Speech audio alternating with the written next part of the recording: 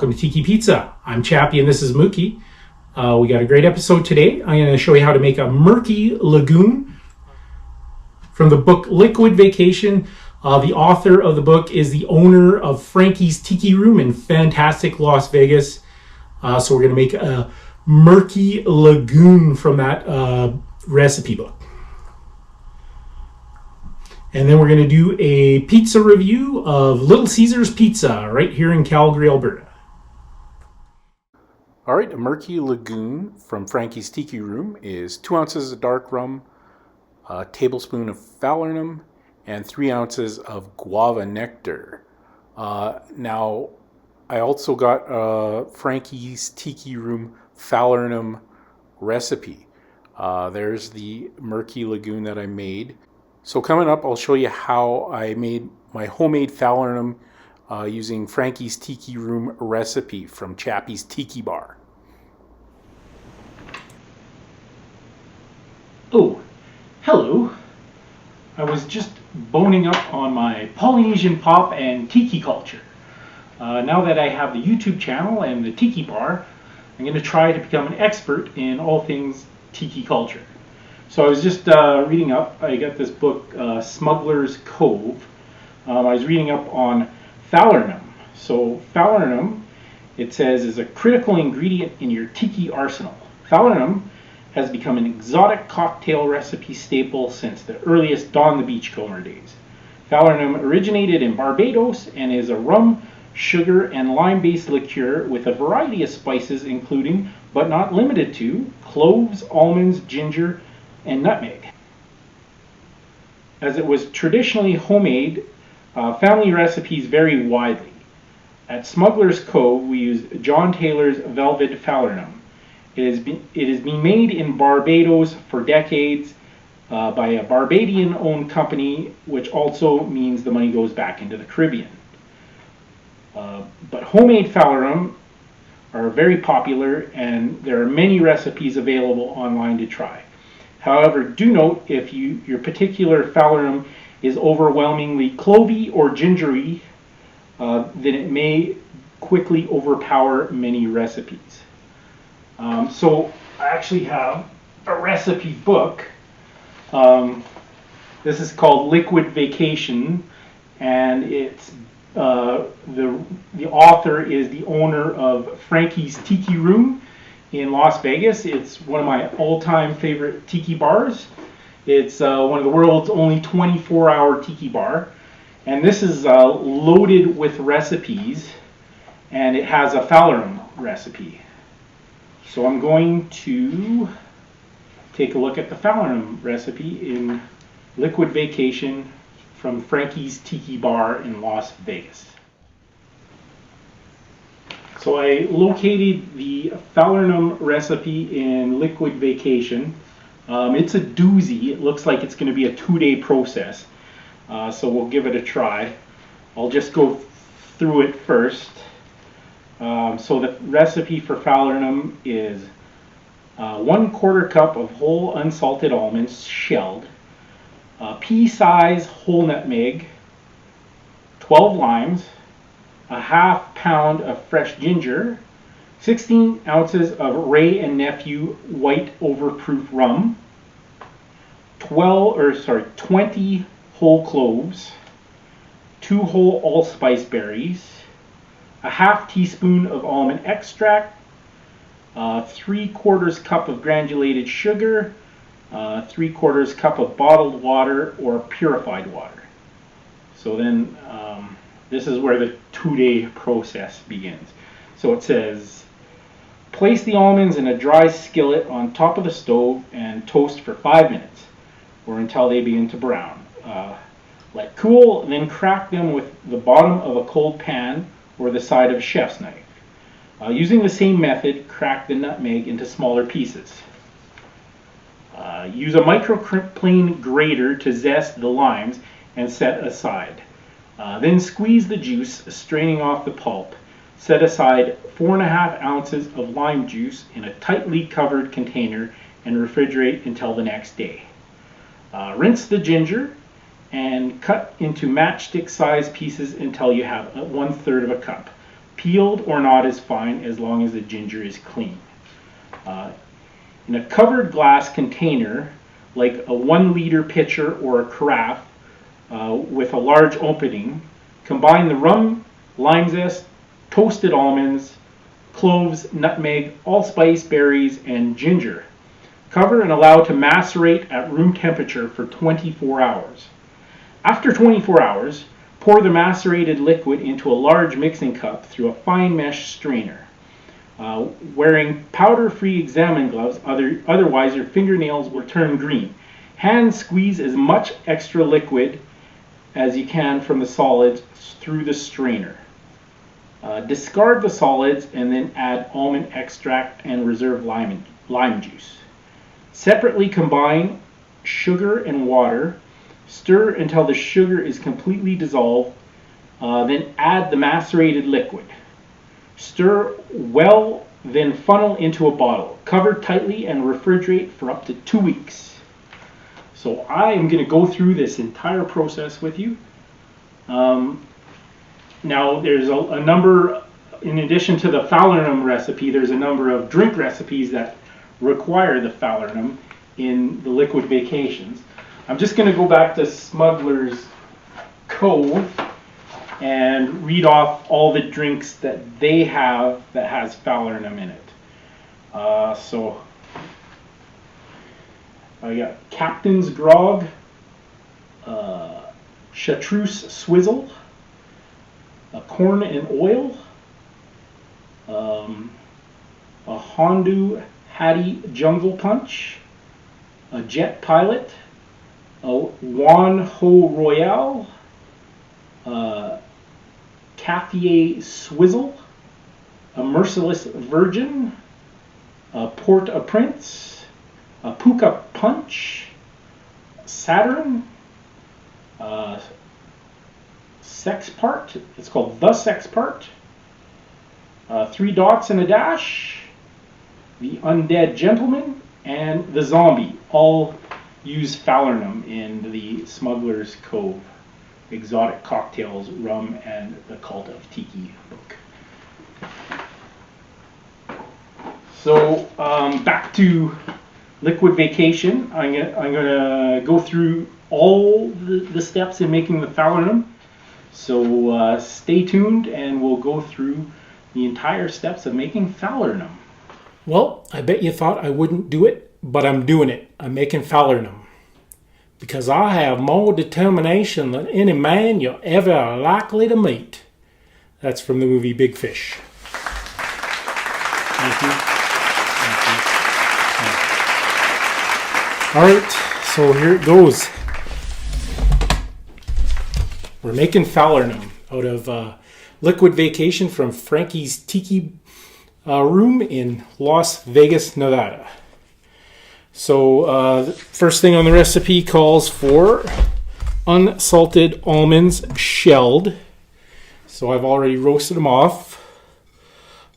Pea-size nutmeg. 1.5 pounds of fresh ginger. 16 ounces of Wray and Nephew white overproof rum. I have that exact brand. It says 63% alcohol, so it's a doozy. Next up, we have 20 whole cloves. So I got my cloves. I'm going to have to count off 20 of these suckers. That's what they look like. They smell nice.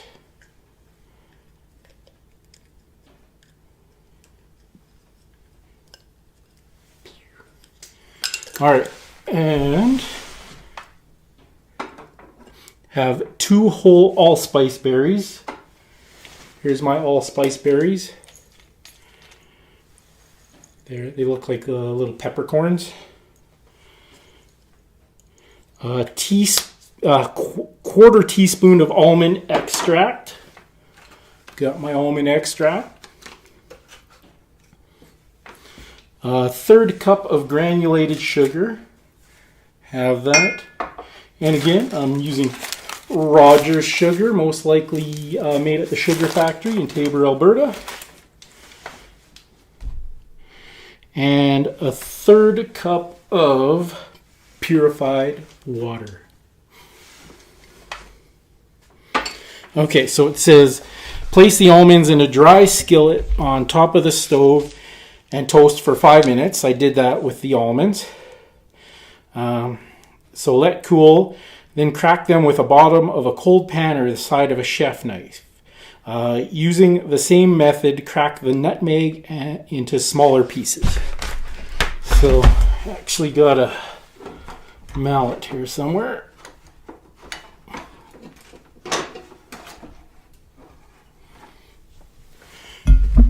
So I'm just going to whack that up.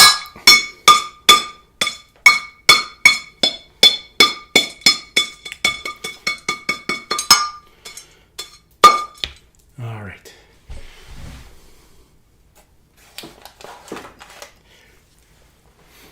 Next up, it says using a microplane grater, zest the limes and set the zest aside.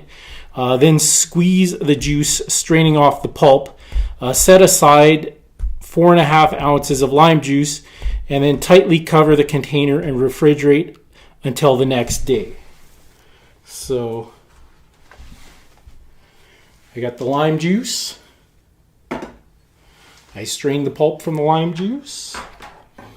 And here is the zest of 12 limes. That was no small task. And then it says rinse the ginger and cut into matchstick size pieces until you have 1/3 of a cup. And then I cut them into matchsticks there. That was a lot of work. All right, so in a covered glass container, like a 1-liter pitcher or carafe with a large opening, combine the rum, lime zest, toasted almonds, cloves, nutmeg, allspice, and ginger. Cover and allow to macerate at room temperature for 24 hours. I have to macerate for 24 hours? So insert your maceration jokes in the comments below. So after that, after 24 hours of, I'm going to pour the macerated liquid into a large mixing cup. So I'll stop there. I'm going to combine all the ingredients and let it macerate for 24 hours. So I'll be back in 24 hours. All right. So I got my macerated liquid, which is rum, lime zest, toasted almonds, cloves, nutmeg, allspice berries, and ginger. I thought it'd be like bright green, but it looks kind of gross. So I got a sieve and a cheesecloth, and we're just gonna separate the solids. So again, that's macerated at room temperature for 24 hours. Oh, it is kind of green. It just kind of looks like sludge or swamp water. Ooh, got a pungent scent. All right, I'm just gonna, instead of wearing gloves like it says, I'm just gonna try to push all the liquid through.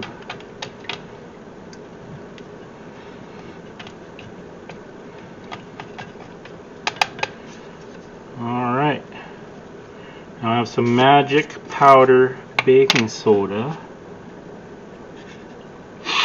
Ooh. Whew. That's not part of the recipe, I just need a little pick-me-up. Alright. So that is separated. I'm going to add the lime juice.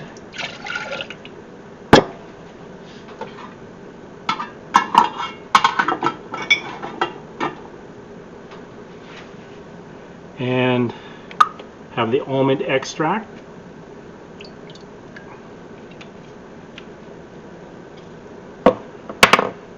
And then I have the water and sugar combined. I just said to stir it till it's dissolved. I heated it up a little bit just to help it out. All right. Now I have a bottle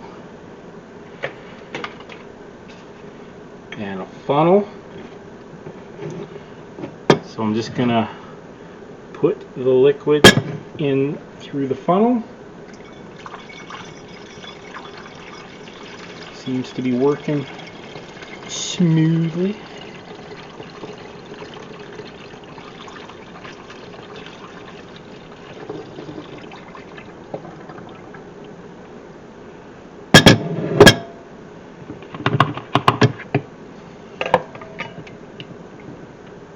And the bottle is sealable.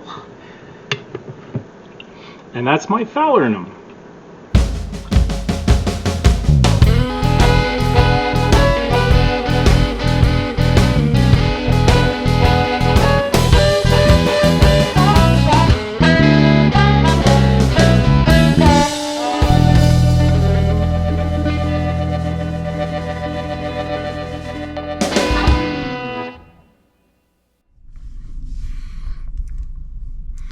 All right, Mookie and I are at Little Caesars in Calgary, Alberta to review the Crazy Puffs. We got the bacon Crazy Puffs, and that cost $4.99 Canadian. And then for extra, I got some zesty cheese dipping sauce. So I think the bacon might be a little salty for Mookie, so I'll be the only one reviewing the Crazy Puffs today. Oh, you get 4 of them for $4.99, and again, that's Canadian, so that's like a little over $1 a Crazy Puff. So let's give it a try without the sauce. Oh, it just looks like they put like pizza dough in a cupcake pan. And then, of course, you got bacon in there. So, Mookie, everything's good with bacon. All right, we're going to give this a try. Oh, yeah. They're very generous with the cheese, and you do get the good bacony flavor.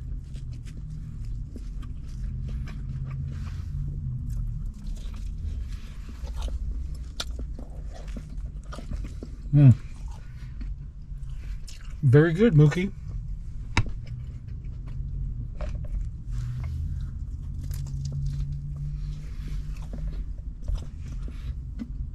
And they come piping hot, which is also a bonus, right, Mookie?